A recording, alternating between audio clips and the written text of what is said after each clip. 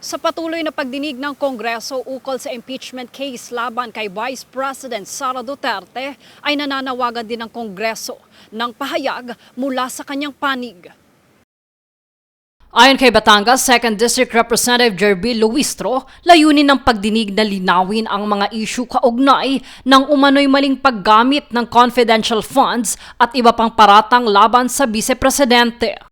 Kung may sagot, ilabas na. Kung may paliwanag, ibigay na.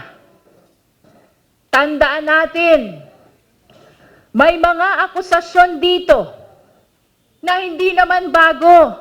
Aniya, matagal nang umiiral ang mga alegasyon, ngunit hindi pa umano ito nasasagot ng direkta ni Vice President Sara Duterte. Dagdag pa niya, hindi sapat ang pagtalakay sa mga teknikalidad kung hindi natutugunan ang mismong mga issue.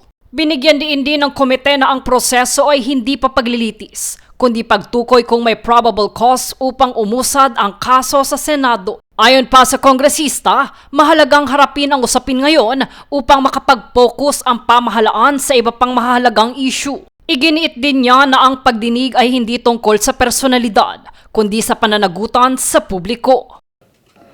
There is this claim that the country has so many other problems and that this is a distraction.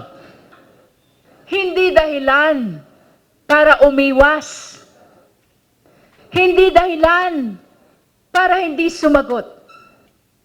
Mas makabubuti pa nga na harapin na ito ngayon. Sa kamakailang naganap na pagsusuri, hinimok niya ang Vice Presidente na magpaliwanag sa mismong pagdinig sa halip na sa labas ng proseso. Jade Buhoy, nag-uulat para sa Golden Nation Network.